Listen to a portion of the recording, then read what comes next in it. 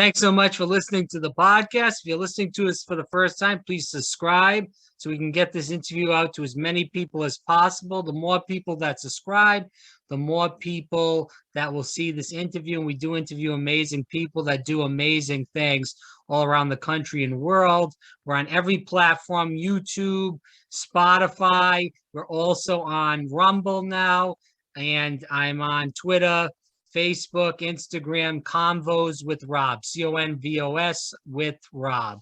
All right. So anyways, we'll move into the interview. With that said, and we do have Ron San Miguel on. He's a musical artist. He also has written a book called The Modern Day Mystic.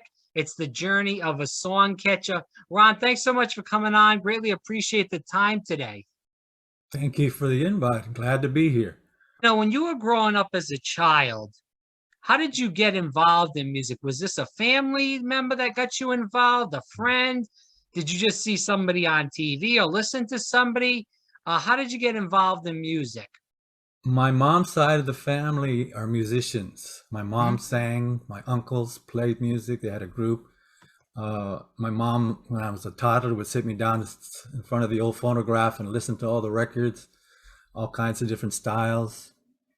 And when I was 9, my folks were hosting a party at the house, and this gentleman walks in with a guitar, sat down and sang and played. It just blew my socks off. And I said to myself, I want to do that when I grow up. So here we are, years later. So we see all these artists now dependent on auto-tune. Music wasn't like that before. I think about growing up, and I'm 32, but I listen to a lot of older music because I think it's great, because most of these artists were more dependent on their regular voice, not on electronic help. Frank Sinatra, Dean Martin, the Rat Pack in general, Sammy Davis Jr., even going back to the 40s and 50s with doo-wop. Then we had, Soul Train, the OJs, and, Marvin Gaye. The list goes on and on. I could just go through many, many different groups and bands, different genres. How has music changed since you grew up to now? Well, you're right. The industry has changed a lot. When I didn't become a recording artist until 2013. So before that, I got approached often by different people in the industry asking me if I had a manager. And I would tell them no. This was years ago. I tell them no. Well, why not? Well, I don't know anyone in the industry that I can trust. Yeah. I had friends that had gotten into contracts for 5-10 years, and they were owned by the record company. So in protest, one particular guy, he told me, don't sign with anyone, Ron. They're going to steal everything from you. So he refused to do any music. He didn't write anything for 10 years till the contract was up. And then he started again on his own. I said, wow. But now it's so different. You can record from your home.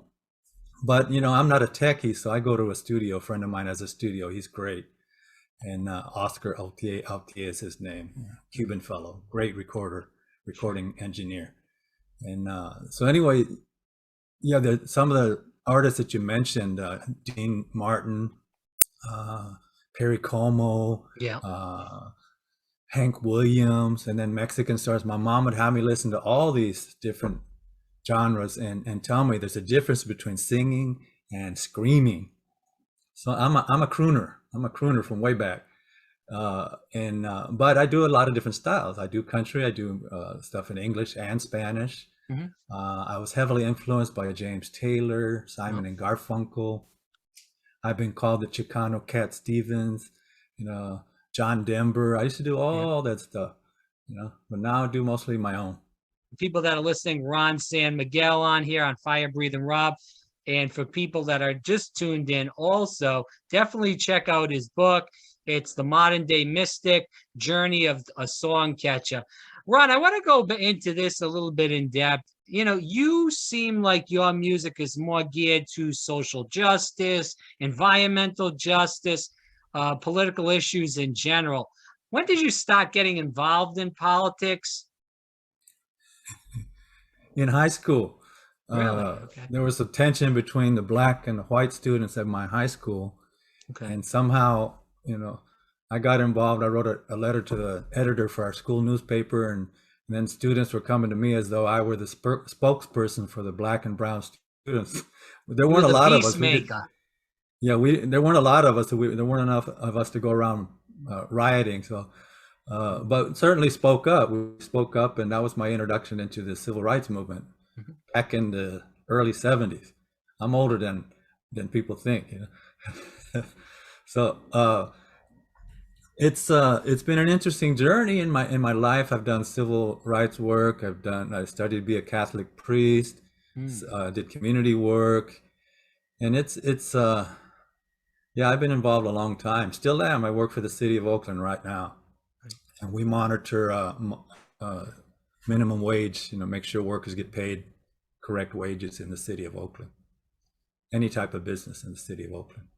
So, modern day mystic, what made you want to write this book in general? Well, the older I get, I'm thinking, well, before I start forgetting things, I better write my story, because my kids grew up thinking their daddy was boring. I figured it's time to set the record straight. So that was the first impetus.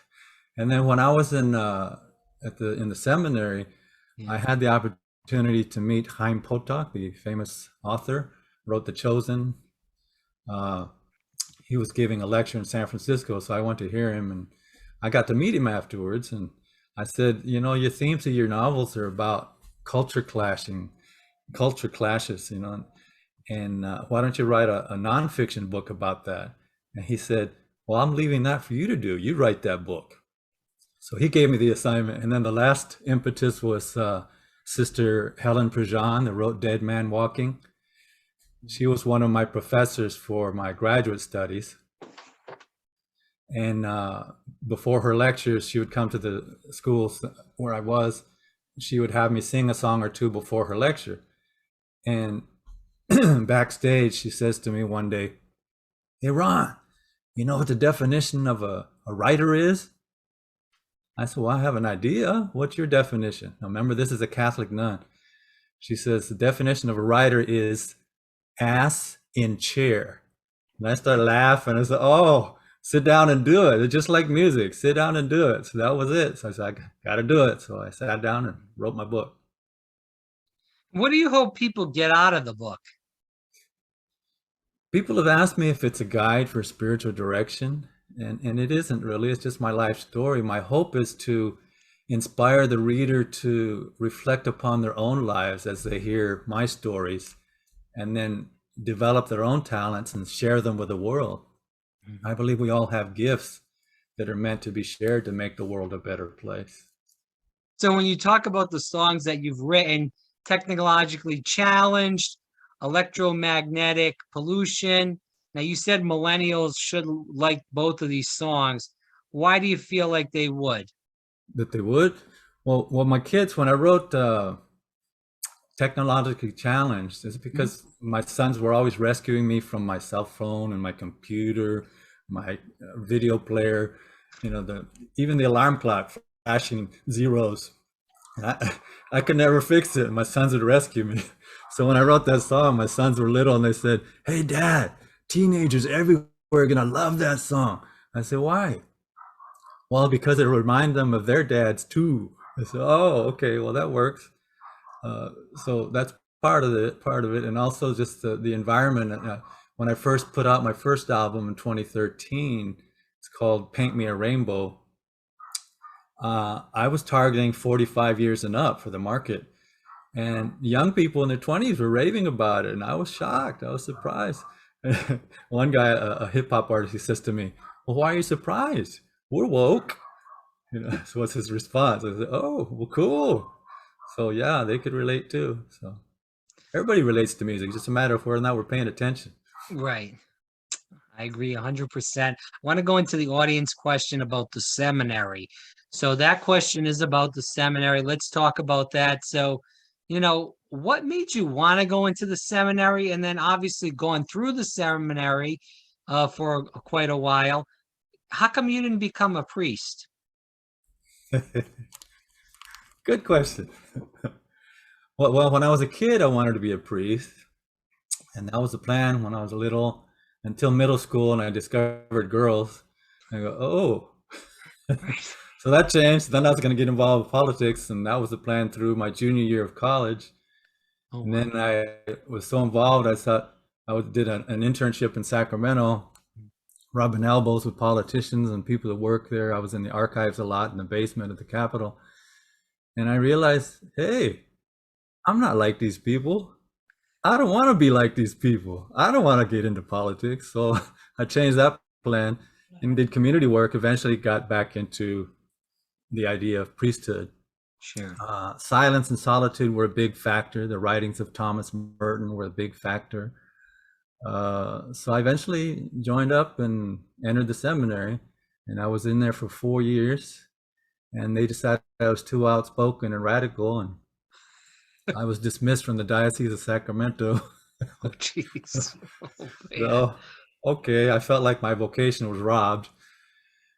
So I thought about it for 9 months and then decided, nah, I was invited elsewhere, Franciscans and other dioceses down in Mexico. So the Bishop of Sacramento had sent me to Mexico to study.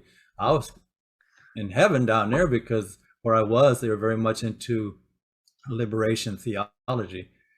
And so eventually I decided not to go back and got married and had kids, and here we are. That's it. Uh-huh. Wow, so they threw you out because you were an activist?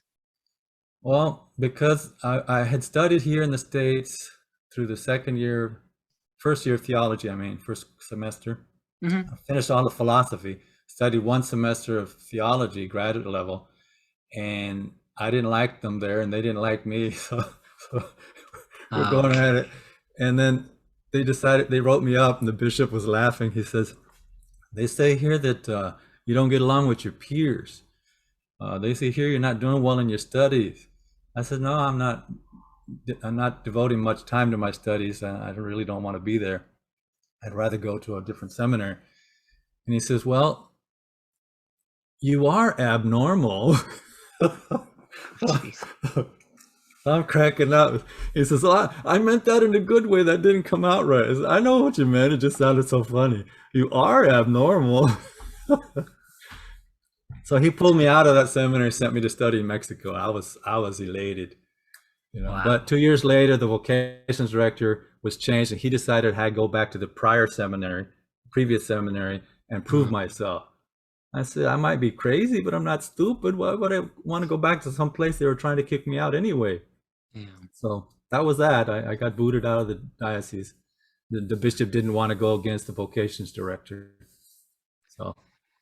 So for people that do want to find the book and the music, Ron, where can people find the book and also your music? Is it on Spotify and Apple Music? And my music is pretty much everywhere. Huh? Yeah, it's on Spotify and all those other streaming things, but I'm thinking about pulling my music off of there.